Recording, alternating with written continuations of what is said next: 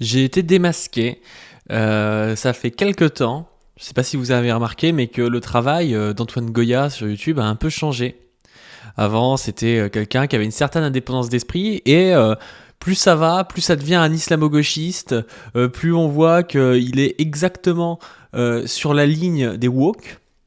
Et ça, en fait, je dois l'avouer parce que j'ai été balancé que c'est dû à moi. C'est parce que c'est moi qui écris tous ces textes, c'est parce que c'est moi qui monte ses vidéos, parce que des fois je le force à enlever des passages dans ses vidéos quand lui il commence à reprendre le dessus, parce que des fois c'est vrai que bon, je lui dis ah, dis ça, dis ça, dis ça, et puis il dit des choses en plus, donc je suis obligé de lui dire non mais attends là c'est pas cool, et du coup voilà je lui fais enlever et je gère toute sa ligne éditoriale. Donc voilà, j'ai été balancé, c'est Cro-Blanc qui s'est rendu compte de ça, il a dû faire un gros travail de recherche je pense. Cro-Blanc qui nous explique donc la mauvaise évolution, selon lui, d'Antoine Goya comme ceci. D'accord. Donc en gros, Antoine Goya et ses potes, menés par Paduring, etc. Et franchement, Antoine Goya, si t'en es là aujourd'hui, c'est à cause de ce mec. Je te le dis tout de suite. Toi, sûrement qu'avec toi, t'as deux officiers. T'as Spectre Soyeux et Paduring. Alors Spectre Soyeux, honnêtement, je le connais, c'est pas un mauvais gars. Il a des défauts comme tout le monde, mais c'est pas un mauvais gars. D'accord. Après, il peut être dans votre ambiance, là, dans votre énergie de merde là parfois, que moi je réprouve, d'accord. Et énergie qui a été vraiment installée comme ça, accolée à vous tous par Paduring. Voilà, donc il sait que c'est par ma faute. C'est moi qui ai accolé une mauvaise énergie à ce groupe qui vivait bien avant ça. C'est-à-dire l'énergie de la jalousie et de la, comment dire, du mépris médiocre. Voilà. C'est-à-dire que le mec, il est là toujours en train de bitcher sur tout le monde, sortir des espèces de dossiers pourris, voilà, utiliser avec sa tête, sa moustache là. Parce qu'évidemment, Cro-Blanc, lui, ne sort pas de dossier pourri. C'est pas du tout quelqu'un qui fait son beurre sur du drama. Non, pas du tout. Et puis avant que Antoine me connaisse, il faisait jamais de vidéos drama un peu où il mettait des PLS à des mecs. Non, c'est nouveau. Là, il a repris il est devenu le smiley que tu utilisais, quoi. Le mec, il s'est fait le look du smiley que tu utilisais. Mais tu vois mais franchement, le mec, J'avais évidemment pas de moustache avant de connaître Antoine, et puis qu'Antoine utilise le smiley avec les lunettes et la moustache, je me suis... D'ailleurs, là, vous voyez que j'ai pas de lunettes, c'est des fausses lunettes. C'est des lunettes qui ne servent à rien et que je mets exprès pour pouvoir copier smiley. le niveau de parasitisme, j'ai jamais vu ça. Tu t'es fait parasiter par ce mec qui est absolument nul, d'accord. Tu lui as donné une audience. En échange, lui, il t'a apporté son énergie. Voilà. Vous partagez le même sang aujourd'hui. Il fait partie de toi, que tu le veuilles ou non. Lui, il t'a pompé ton audience. Toi, tu lui as pompé son énergie. Et ben, son énergie, elle est très mauvaise pour toi, mec. Voilà. Je doute pas que ce soit le meilleur des camarades avec toi en privé, etc., et qu'il se fasse bien voir et qu'il fasse ce qu'il faut pour que tu te doutes absolument pas du vice qu'il peut receler en lui. Le vice, je suis vicieux. Personne ne le savait avant et le psychologue Cro-Blanc est en train de le voir et vraiment je suis mal à l'aise parce qu'il lit en moi. Mais c'est une évidence en fait. Moi je suis peut-être pas, peut-être que je vous connais pas intimement, etc. Mais moi je sens les gens. Voilà, c'est une qualité que j'ai. Bon, je peux me tromper parfois, ça m'est arrivé de me faire niquer par des vicieux. Mais ce mec, je sens beaucoup de vice en lui. Et tu t'es fait avoir. Et bah, c'est bien fait pour toi. Parce que t'es un grand garçon. Maintenant, t'es dans une espèce de spirale boueuse, dégueulasse. Alors qu'avant, t'étais comme un petit lutin, un peu chiant. Mais voilà, t'étais le léprechaune un petit peu. Mais version un petit peu féerique, quoi. Voilà, t'étais là. Ah, vous avez vu les droits tardés, les droits tardés, etc. Ça pouvait être rigolo. Maintenant, c'est lourd, c'est puant, c'est... Il y a le bon et il y a le mauvais Antoine Goya. Il y a celui qui se moque des droits tardés.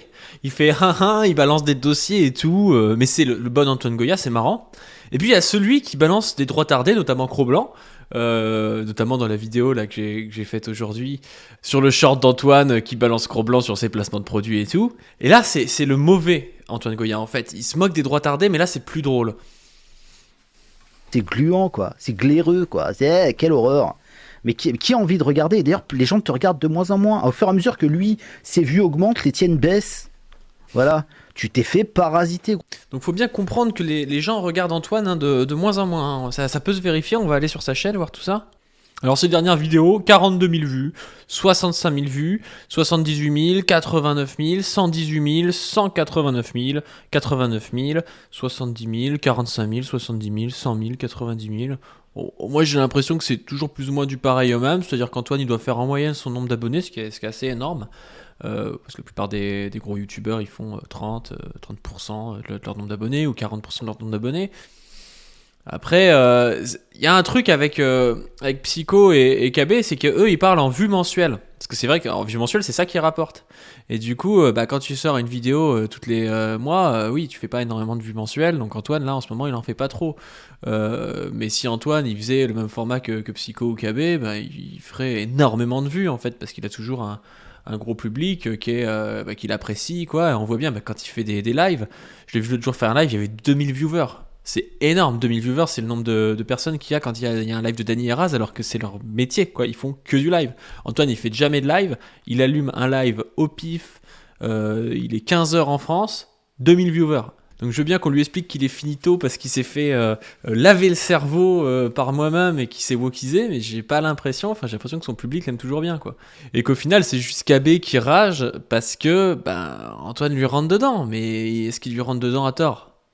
Moi, je sais pas. Moi, j'ai l'impression qu'Antoine, il dit des choses qui sont vraies, c'est-à-dire que Cro-Blanc, il se moquait de El Ryan par rapport à son business moisi, et puis lui, quand il faut faire des placements de produits avec des trucs qui ont l'air un peu bancal, il fait des placements de produits comme ça. Bref, ce qui est drôle, c'est qu'il n'y a pas eu juste cette intervention de KB sur Antoine, mais après, ça a été repris par Psychodélique, qui nous dit... Le double standard de Antoine Goya tombé au combat par le wokisme exposé par Cro-Blanc. Tombé au combat par le wokisme. C'est-à-dire qu'Antoine, qui est un type qui publie parfois des notes dans le journal de l'Action française, qui est fan de Céline, qui est fan de Leni Riefenstahl, c'est quelqu'un un peu qui a une liberté de penser, on peut pas dire le contraire. C'est quelqu'un qu'on peut difficilement classer dans un courant parce que il aime bien lire des trucs différents et quand il trouve un truc intelligent, même si ça correspond pas forcément à l'idéologie qu'il aurait eu de base, il dit ouais mais c'est quand même intéressant, c'est quand même intelligent. Et pour Psychodélique, il devient woke, quoi. Et c'est là qu'on voit que les mecs de droite, le wokisme en fait, c'est un espèce d'épouvantail qu'ils agitent.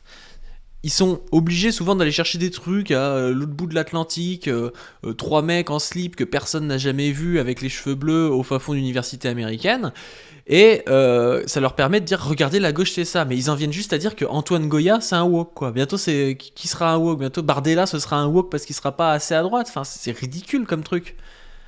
Je veux dire, Antoine, il se moquait des woke déjà il y a 5 ou 6 ans, enfin ça fait un bail, et il n'est pas devenu woke entre-temps. Par contre, il s'est rendu compte des évolutions de la société, et du fait qu'aujourd'hui, taper sur les woke, en fait, c'est le truc que fait tout le monde, de l'extrême droite au centre-gauche. C'est-à-dire que même des gars qui sont des anciens du PS vont aller taper sur les woke en disant non mais c'est pas les valeurs de la République et tout, donc du coup... Comme Antoine, je pense que c'est un type qui par-dessus tout aime bien être un poil à gratter, taper là où ça fait mal, sur des idéologies qui sont fortes, qui commencent à être dominantes alors qu'elles ne correspondent pas à la réalité. Et aujourd'hui, il a plus nécessité de le faire sur le wokisme. Il le faisait avant, quand on était sous Hollande, quand on était au début du quinquennat de Macron, on se disait ouais, le wokisme c'est peut-être un truc important, mais aujourd'hui, en fait, on voit bien que ce qu'on nous propose, c'est du macronisme avec comme alternative l'extrême droite. Et lui, il dit bah ouais, mais regardez, que ce soit Zemmour ou Macron, c'est de la merde qui correspond pas à la réalité. Et donc aujourd'hui, il y a beaucoup plus de matière à taper sur les droits tardés qu'à taper sur Usul. D'autant que quand on tape sur les droits tardés, au final, on n'est pas beaucoup. Je veux dire, qui sur Internet fait ça ? Je pense que c'est Antoine qui a lancé ça. Moi, j'ai essayé de reprendre un peu le flambeau sur ça. On est 2-3 autres à le faire, mais on fait pas le nombre de vues d'Antoine. Enfin, Antoine est vraiment à l'avant-garde là-dessus, et donc du coup, ça a un certain intérêt qu'il soit là, quoi. S'il était là à taper sur les meufs aux cheveux bleus, ce serait un énième mec qui fait de l'anti-wokisme.